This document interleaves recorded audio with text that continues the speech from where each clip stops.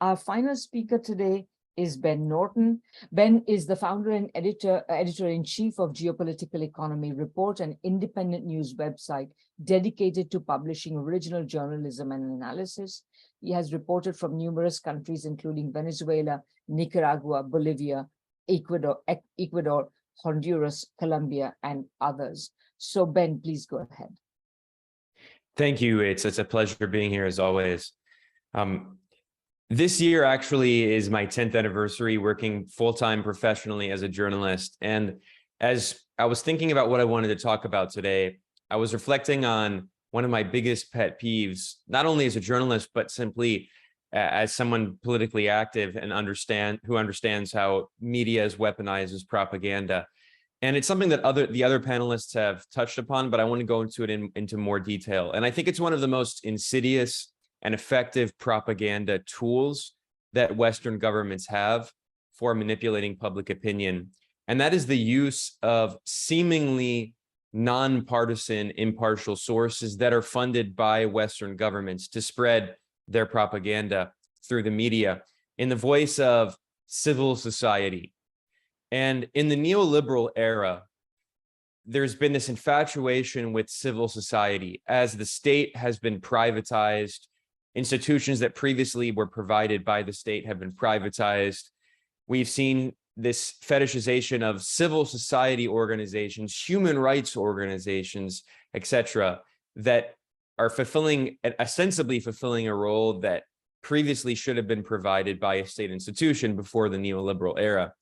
And in the case of media, it's been a very powerful tool by which governments can use so-called civil society organizations that they conveniently fund in order to spread convenient narratives that serve their political interests and give the veneer that you're reading a media report that is independent and is not sponsored by a state. So the most common way these days, you don't even need, there are countless examples, especially during the first Cold War, in which the CIA spread disinformation, fake news, propaganda through the use of front groups, through the use of smaller media outlets, smaller newspapers. And this was referred to as the mighty Wurlitzer, a prominent CIA officer who was originally in the OSS and was a founding officer in CIA, referred to this massive propaganda network as the mighty Wurlitzer. And a Wurlitzer was a company that made a musical instrument that was popular back in the 1950s. So essentially, this is the CIA saying that they created this musical instrument that they could use, comparing the media to an instrument that they can control. And today, the situation is certainly similar, but you don't even need intelligence agencies and CIA fronts to carry out this kind of propaganda and disinformation operations. All you need is some useful idiots in some NGOs and civil society organizations.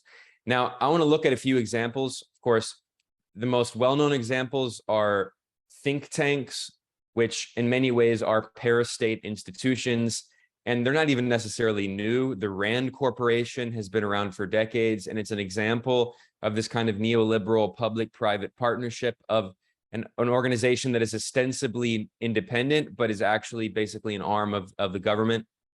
And I want to begin today looking at the ridiculous propaganda and fake news spread about China using some of these so-called think tanks and civil society organizations. And I'll start with just one of the most absurd examples that we've seen recently. And this is a series of reports that the Australian media has been publishing this March, outlandishly claiming without a shred of evidence that China is running re-education camps for LGBT people and basically torturing gay people to make them straight. And again, I want to emphasize, there is not a shred of evidence for this nonsense. But of course, where is this coming from? This is being spread by a notorious so-called think tank in Australia, which is actually a front for the Australian military, called the Australian Strategic Policy Institute, and ASPI or ASPI. And this article in Crikey, the Australian tabloid, pointed out that this investigation was basically based on OSPI based on their ridiculous propaganda, and specifically another notorious 20-year-old anti-China activist, regime change supporter named Nathan Ruser, who has no technical expertise.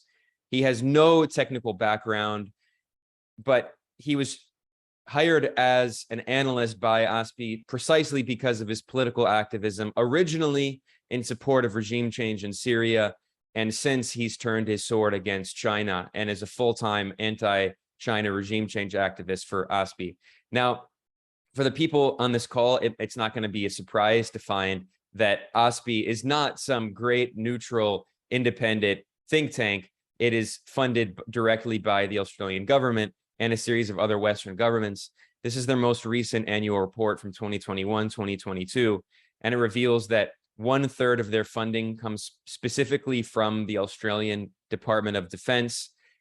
1/3 comes from Australian federal government agencies, and then 16% comes from other government agencies. And you can see, I mean, it's a who's who of Australian government agencies that fund this organization. And then if you look at the overseas governments that fund OSPI, it's Japan, Britain, Canada, the Netherlands, the US State Department, many grants from the US State Department. And then there's also funding from the private sector. And it's all of these big oligarchic mega corporations that have large contracts with the US government and the Australian government, including Amazon, Facebook, Google, Microsoft. So this is a very clear example of how Western governments, in this case, the Australian military, which is by far the majority funder of this so-called think tank, can spread extremely dubious claims with no tangible evidence. You know, they'll show like a satellite image and claim that this is a camp in China. And then later, actual experts and people in China will say, that's not a camp. That's like, you know, it's like a school or a hospital or something. But there's never any oversight. There's never any fact checking. It's all taken simply at face value because, oh, this sounds so official, the Australian Strategic Policy Institute. Now, I want to look at lesser known examples that are equally absurd. And in the war in Syria, which for me was very formative, this dirty war in Syria that the United States and its allies waged for a decade to try to violently overthrow the Syrian government using a series of proxy forces, including extremist Salafi jihadist groups. There was one organization that had an outsized influence in the reporting on Syria, which was called the Syrian Observatory for Human Rights, the SOHR. And it sounds like a grand organization. It sounds very official. But like OSPI, it is funded by Western governments. And unlike OSPI, even more ridiculous is this organization was quite literally run by one man who was an anti-government Syrian opposition activist. And he was living in Coventry, England, and working from his house. And he hadn't even been in Syria since 2000. And he was the main go-to source for the vast majority of reporting on Syria. I'm not exaggerating. I obviously don't have time to go into it, but I invite people to go look at the vast majority of Western media reports on Syria were using statistics from the Syrian Observatory for Human Rights, from this guy, Rami Abdulrahman, who, again, even the New York Times admitted at the beginning of this proxy war, 2 years in 2013, they published this report, a very busy man behind the Syrian civil war's casualty count. The byline is from Coventry, England. It notes that despite its central war in the savage civil war, which was not a civil war, it was funded by foreign governments, the grandly named Syrian Observatory for Human Rights is virtually a one-man band run by Rami Abdulrahman, who fled Syria 13 years ago, and he operates out of his house. This article was published in 2013. So this is a man who hadn't been in Syria since 2000, and yet his so-called organization, the SOHR, which was funded by the British government and other Western governments, was the source in virtually all Western media reports in terms of casualty counts, in terms of alleged civilians killed by the Syrian government. I mean, if you were in a journalism 101 class and you actually had a teacher who was scrutinizing your sources, you should not you should fail. You should not pass your class. And yet this is the standard for the entire Western press corps. I just want to stress this fact that this was formative for me as a journalist, realizing that all of these so-called sources in Western media are completely illegitimate. I mean, it's absolutely ludicrous that these kinds of things happen. In the Syrian proxy war, another example was the so-called white helmets, or Syria civil defense. Now, they were quoted in every major media outlet as supposedly reputable, nonpartisan sources for the war in Syria. So if there was an airstrike or something, the white helmets would be quoted to figure out what the civilian casualty rate was as an impartial source, not acknowledging the fact that the white helmets were a directly political organization that only worked in opposition-held areas run by Salafi jihadist extremist groups, including Al-Qaeda affiliates and including ISIS at some points. And this organization was funded with tens of millions of dollars from the US government, from the British government, and from EU member states. Even Donald Trump himself gave millions of dollars to the White Helmets, officially known as Syria Civil Defense. And yet, constantly in Western media outlets, the White Helmets would be quoted as impartial sources that, again, what I'm saying here is I'm not even just saying that, you know, the media will quote people who are politically involved to get their opinion, to get their view. I'm saying something even worse than that. I'm saying that the so-called facts in a Reuters newswire, an AP newswire, saying 10 civilians were killed in this airstrike. If you look at the newswire, the source would invariably be the White Helmets or Syrian Observatory for Human Rights. So the so-called facts in what is supposedly a newswire are directly based on Western government-funded organizations that are completely partisan. They're not impartial. They are politically involved in a conflict. And we see this repeated again and again and again. Ironically, the Atlantic Council published an article in 2018 titled "The White Helmets Struggle Without U.S. Funding," after the U.S. government eventually temporarily cut funding and then Trump brought back the funding. They acknowledged that this organization could not survive without Western government funding. I mean, there are so many examples of this. I'm going to conclude pretty soon here, but I want to look at another very nefarious example that we saw over the proxy war in Ukraine. And, you know, this is something that personally involves me. So, you know, I'm a little more invested in this as well. And this is a right-wing pro-war think tank called the Institute for Strategic Dialogue, which published a ludicrous report of claiming that so-called pro-Kremlin narratives were being spread in social media, like for instance, the objective fact that NATO has sent weapons to the Azov battalion, which is a neo-Nazi organization. And they were saying that this is fake news and pro-Kremlin disinformation, claiming that NATO has funded Nazis, going back, by the way, to Operation Gladio. I mean, so this is just ridiculous. This is actual disinformation in the name of fighting so-called disinformation. And they personally attacked me, claiming that it's fake news and propaganda to say that NATO is sending weapons to the Azov movement, which is a white supremacist organization. And the screenshot they use in this report shows a photo that was published by a pro-Ukrainian media outlet showing a NATO military advisor training Azov with the Azov patches. So you have photographic evidence in front of you showing that NATO is training and providing anti-tank munitions to literal Nazis in Ukraine. And yet they're telling you this is fake news and propaganda being spread by the Kremlin or pro-Kremlin operatives, which means nothing. I mean, I'll call them pro-NATO operatives. I'll call them pro-Nazi operatives. I mean, that's a term that means nothing. Well, once again, it should not surprise you to see that this report, which was cited all across the Western media, based on the Institute for Strategic Dialogue, is funded by a who's who of Western governments. I mean, it's just like, at this point, it's almost satirical.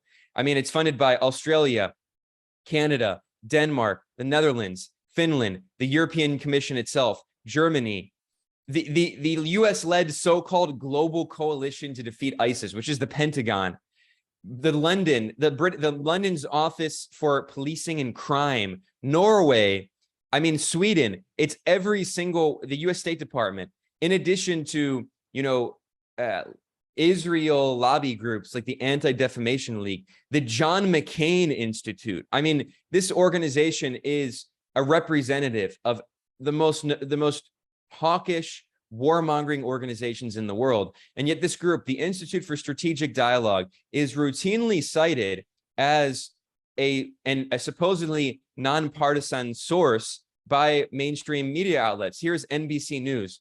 Russian propaganda efforts aided by pro-Kremlin content creators, research finds.